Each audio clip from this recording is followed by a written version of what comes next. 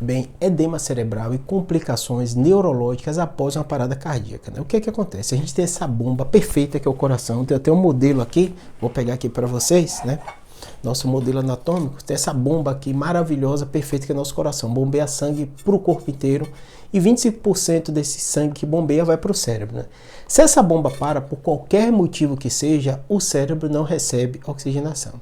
E aí tem um grande problema, as complicações neurológicas após parada cardíaca. Por quê? O nosso órgão mais importante para a função vital, que faz a gente ser humano e que justamente é o órgão que dá a possibilidade da gente raciocinar, a gente interagir, tudo isso é o cérebro. Se esse órgão, coração, para, o cérebro não recebe sangue e os neurônios morrem. Morre quanto, Júlio? É morte cefálica? Depende do grau de comprometimento dele, que vai ter uma relação direta em quanto tempo ele ficou sem oxigenar. Por isso que quando a gente fala de parada cardíaca, o mais relevante é o tempo entre a identificação e iniciar a massagem cardíaca. Porque se você está massageando o coração, mesmo o coração não funcionando, artificialmente com a mão da pessoa que está ali massageando, o sangue vai chegando no cérebro. Claro que não é igual do que se ele tivesse feito, mas o suficiente para neurônios não morrer.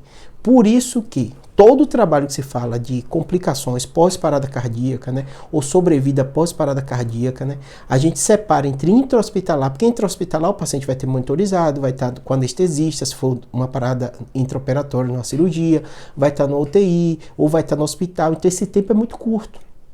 Então, as paradas intra-hospitalares costumam ter um desfecho muito melhor do que as extra-hospitalares. As extra-hospitalares, né, tem trabalhos com porcentagem de menos de 1, 2% de pacientes voltar à função perfeita depois da parada, né? Claro que tem alguns com números maiores, vai depender da localização, do país, né, dessa logística de emergência, né, do treinamento até das pessoas, né, porque para fazer uma massagem cardíaca tem que ter treinamento, né? Qualquer pessoa consegue fazer. Mas tem países que eles têm até na escola treinamento para isso, então esse tempo entre a pessoa parar e começar a reanimar é muito curto, né? No Brasil a gente sabe que não é um dos melhores países para isso, então tem as taxas, os trabalhos das sociedades, tem até na Sociedade Brasileira de Cardiologia e outras taxas muito baixas, menores que 5% de pacientes que têm parada extra hospitalar retornar. E normalmente por que não retorna? Edema cerebral, morte de neurônio, morte encefálica.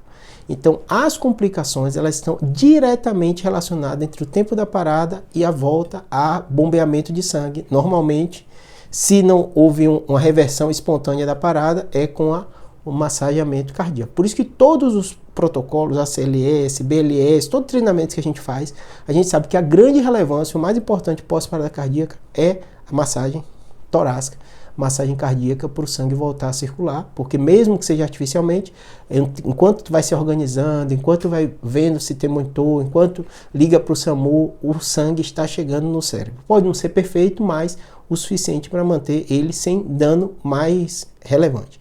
Mas, e aí, Júlio, quais são as complicações? Vocês entenderam isso? E aí vão ter vários graus. O extremo pior seria a morte encefálica. Normalmente é um processo, né? Não chega sangue, os neurônios morrem, dá um certo edema cerebral, né?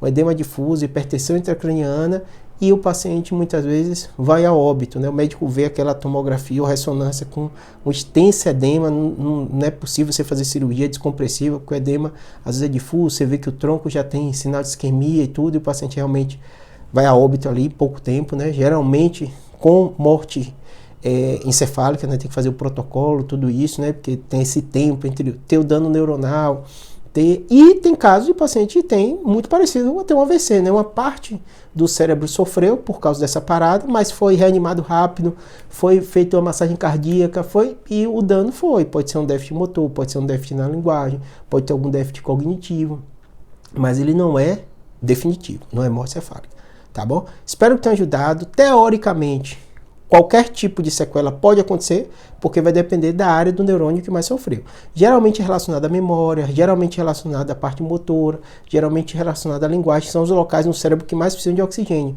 Então eles acabam sofrendo primeiro, tá bom? Outros órgãos podem sofrer, rim pode sofrer também por causa disso, né? O próprio coração, tem paciente que tem a parada e tem um problema cardíaco pós, né? Porque tem um isquemia também, o coração também precisa de sangue, e sangue que é bombeado, tá bom? Espero que tenha ajudado. Qualquer dúvida deixa aqui que eu faço vídeo para vocês. Abraço.